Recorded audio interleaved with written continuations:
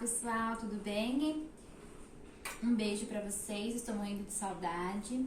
Hoje é dia 5 do 5, terça-feira, e no horário da aula do terceiro ano, nós temos português na primeira aula e religião na última. Então, nesse primeiro vídeo, eu vou recapitular o que nós vimos no primeiro e no segundo capítulo de português, ok? Combinado? Então, ó, qualquer dúvida, vocês podem colocar aqui no vídeo, ou mandar pro binóculo, ou mandar no chat do Schools, ok?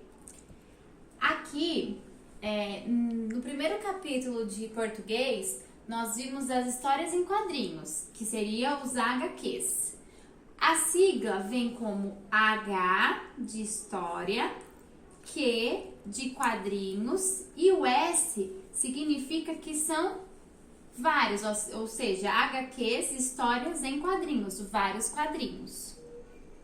As histórias em quadrinhos, a Pro até pegou aqui nosso livro, vocês vão pegando nosso livro para acompanhar, tá bom? Esse vídeo, a gente vê HQs, inicia já nas primeiras páginas vendo as histórias em quadrinhos. As histórias em quadrinhos, elas são separadas em quadrinhos e elas possuem o fim para finalizar a história. Então, as histórias em quadrinhos podem ter uma linguagem mista, que significa a junção de balões com palavras junto com balões de pensamento, junto com balões de desenho. Então, por exemplo, o Bidu fica assustado, nas histórias em quadrinhos vai aparecer os risquinhos. Aqueles risquinhos significam a linguagem em desenhos, porque não precisa necessariamente ter a palavra que o Bidu está assustado. Dentro dessas histórias em quadrinhos, nós vimos as classificações das frases, que são afirmativas, negativas, interrogativas ou exclamativas. A frase afirmativa, ela vem com o intuito de passar uma informação.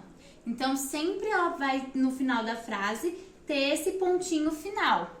Então, por exemplo, vou para a escola, ponto final. Vou para a escola, ponto. Já a negativa, ela traz a sensação e ela traz aquela questão de negatividade. Então, por exemplo, não, nunca, jamais. Então, por exemplo, não vou jogar bola. O não está lá. Ou outro exemplo, jamais pularei de paraquedas. Então, jamais vem trazendo a negatividade. Então, é que não vai acontecer. A outra classificação de frase é a classificação interrogativa, que é a da pergunta. Então, toda vez que a gente está perguntando alguma coisa e que a gente lê com esse símbolo, a gente tem que trazer uma intonidade de pergunta. Então, por exemplo, você quer comer? Ó, tá vendo que você tem a intonidade de falar, de ter essa expressão de pergunta? Então, quando a gente lê esse símbolo aqui, a gente tem que colocar essa ênfase na pergunta, ok? E na última classificação é o ponto de exclamação, que é a frase exclamativa.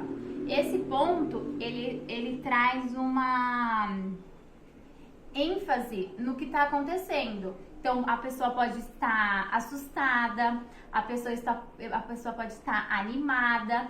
Então, quando a gente quer escrever EBA, a gente coloca um ponto de exclamação, porque a gente está querendo colocar ênfase no que a gente está colocando, no que a gente está lendo ou no que a gente está escrevendo. Depois que a gente viu no livro histórias em quadrinhos, dentro disso as classificações das frases, nós vimos os mangás. Os mangás, lembram que eles são feitos a gente lê eles da direita, que como a gente disse em sala, de trás para frente, que é diferente do mangá, e de cima para baixo. Então, por exemplo, da direita para a esquerda, de cima para baixo. Eles normalmente são em preto e branco e eles não possuem quadrinhos do mesmo tamanho. É sempre em diferentes tamanhos e em diferentes formas. Ok? Combinado? Entenderam? Depois que vimos os mangás, o livro nos traz a diferença entre palavras com L e com U. E ele foca em que quando nós trocamos essas letras, automaticamente nós trocamos o intuito da palavra. Então, quando nós vimos em sala que a Pro mostrou, lembra, por exemplo, o abril, que a Pro colocou aqui? Quando a gente coloca abril com U no final, significa que a gente está, por exemplo, abrindo uma porta. Ele abriu a porta. Quando é L no final, abril significa o mês de abril. Então, o mês 4 do calendário. Então, quando a gente troca uma letrinha apenas, muda totalmente o significado da palavra. Outro exemplo também é o meu e o mel. O meu com U no final significa algo que é meu. Meu coração, meu urso, por exemplo. E o mel com L significa o mel que a gente toma, o mel que pegamos da abelha. No segundo capítulo, o livro traz pra gente as lendas. E o que seriam as lendas? São aquelas histórias que apresentam fenômenos sobrenaturais e que são passadas de gerações para geração. O que a gente não pode esquecer é que lembra lá o coelho que ele quer fazer uma lenda, ele quer fazer uma tradição? A lenda e a tradição precisam de tempo. Então, passam de geração para geração para aquilo virar algo concreto. Então, a lenda, além dela trazer esse fenômeno sobrenatural, ela quer trazer uma explicação de algo que não conseguimos explicar de outra forma. Então, por exemplo, a flor Vitória Régias lá do Rio da Amazônia. Ninguém sabe como ela surgiu, então os antigos falaram que foi a Índia que se apaixonou pela lua, e aí aconteceu tudo aquilo, ela se jogou no rio e virou uma flor lá do Rio de Amazônia chamada Vitória Régias.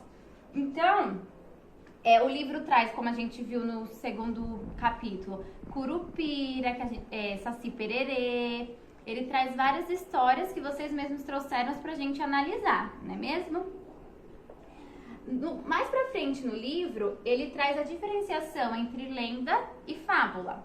Então, por exemplo, a diferença da lenda e da fábula é a moral da história no final. Então, a fábula sempre tem uma moral da história. Então, a moral tem a história da tartaruga e do coelho, e aí eles estão apostando a corrida, e sempre no final tem a moral da história daquela fábula. Depois que nós vimos a fábula, lembra que a gente viu a fábula e a lenda do Smoke, daquele dragão que o sapateiro foi e derrotou ele, colocando o veneno na comida? Lembra dessa lenda? Nós vimos os pronomes pessoais, que são eu, tu, ele, ela, nós, vós, eles, elas. Todos esses pronomes aqui podem ser substituídos por esses daqui que são a mesma coisa. Então, por exemplo, eu, me, mim, comigo. Tu, contigo. Te, ti. Ele, ela. Se, si, consigo. Lhe, o, a. Nós, nos, conosco. Vós. Nós, conosco. Vós, convosco. Eles e elas, se, si, consigo, lhes, os e as. Então, os pronomes, eles são para quê? O que significa? Os pronomes, eles nos ajudam a não repetir, lembra, o nome de novo. Então, por exemplo, que nós vimos no livro,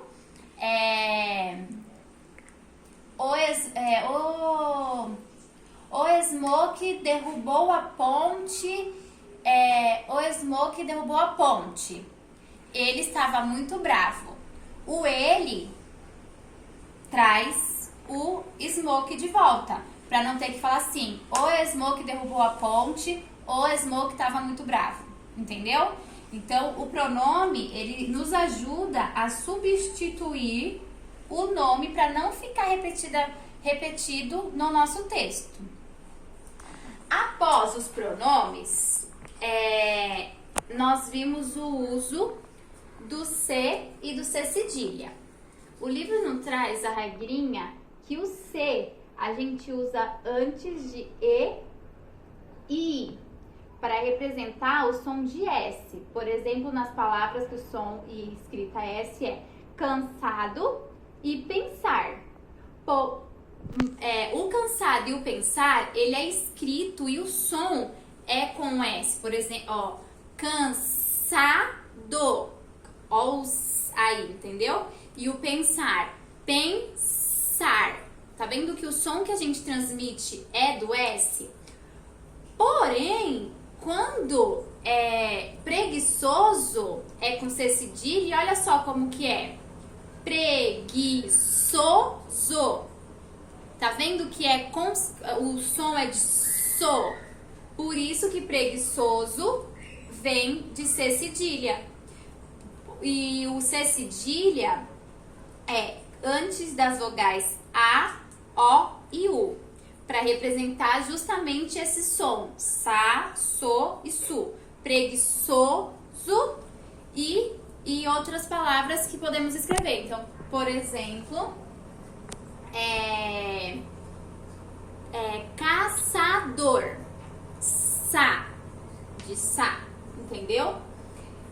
E uma coisa muito importante também para finalizar é que o C cedilha nunca pode, também nunca aparece porque não pode, ser iniciado nas palavras. Então a gente nunca vai ver um C cedilha iniciando uma palavra, ok? E de revisão do primeiro e segundo capítulo de português, são essas duas folhas que a Pro deu uma resumida nos pontos mais importantes. E é isso. Qualquer dúvida vocês podem escrever aqui nos comentários ou colocar tanto no binóculo quanto no Scooles. Um beijo e até o próximo vídeo.